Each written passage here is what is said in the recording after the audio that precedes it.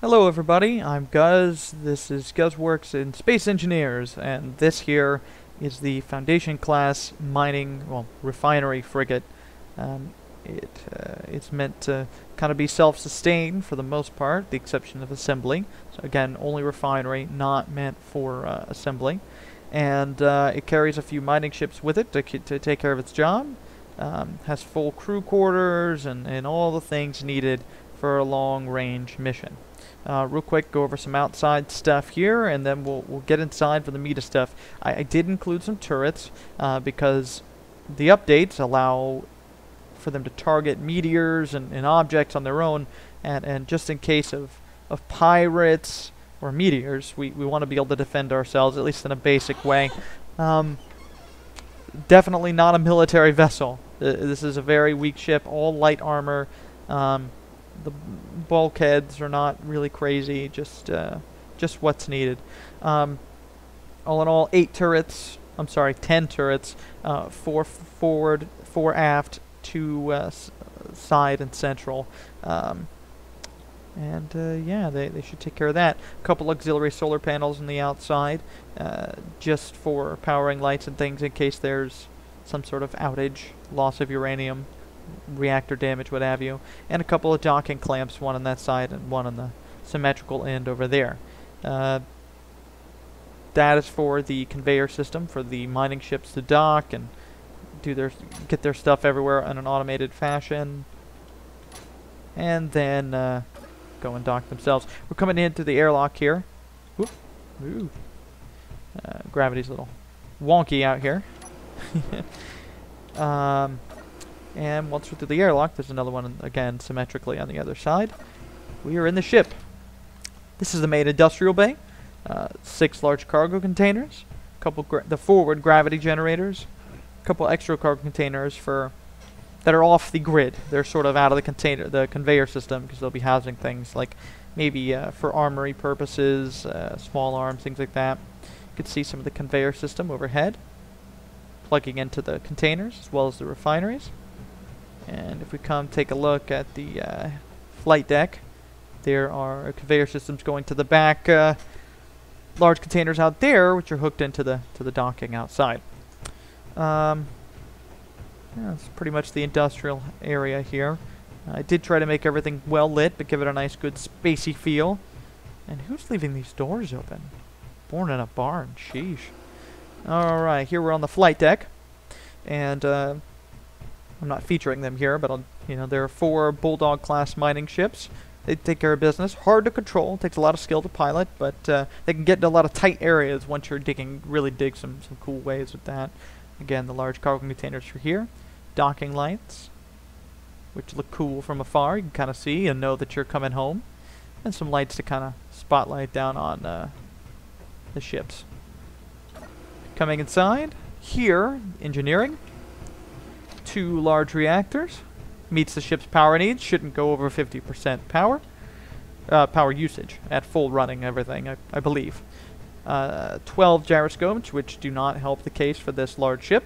It needs a lot more than that, but I like the clunkiness of it, going for a role-playing sort of aspect, and I'll talk about that in a sec.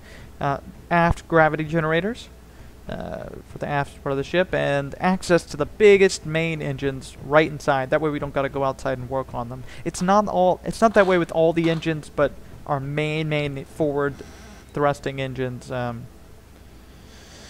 yeah, I have access to repair them from inside. Yay. Very slow ship, very slow to turn. Not meant for combat in any way. It'll be unfortunate if it comes to something like that. Instead of going back to the industrial bay, we are going to go through side passages, which are designed to circumvent that. If you have no need to be in there, it can be busy or dangerous while people are working, checking things, loading cargo. So we take the access tunnel. And ta-da! We end up in the crew area. The crew area features some windows, so we can check out some of the things going out in the vastness of space in the belt. A dining room, which with no tables is sort of moot, but I have to do it, and I'll just pretend. It's all good. Again, role playing. Here we have the med center. With a crew of about 12, one med center should do. Another window out here, and a symmetrical passage parallel to the other one, again to circumvent the industrial bay. Quick look inside the med room. Very bright in here. I actually did it on purpose. And you know, like the intense medical situation, you know, you need that bright spotlight down on the patient. You know, they're about to do surgery or whatever. Oh God, a pipe burst and flung through Jimmy's abdomen. So there you go. We got to work on that.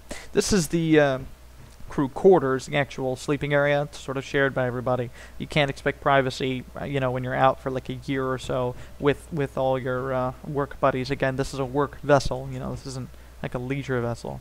So yeah, this is it. Nothing really to add because we don't have the things. Though I will note, if when using this ship for survival, these will be removed by players, or at least advised to be removed by players, and they can add their med bays in. In that instance, it'll be hard to fit a crew of 12, but for role-playing purposes, it's a crew of 12.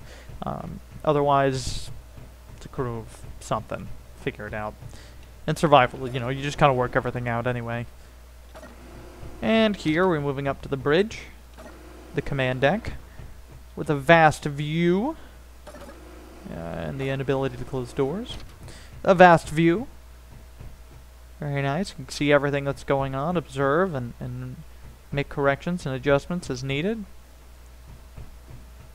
See the engines for backward thrusting.